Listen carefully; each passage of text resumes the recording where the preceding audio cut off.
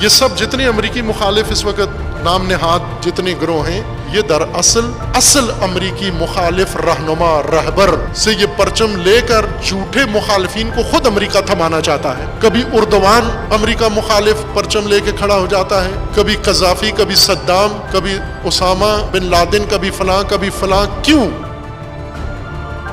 اس لیے کہ امریکہ دشمنی کا ایک ہی امام ہے، اور وہ امام خمینی اور امام خامنئی ہے۔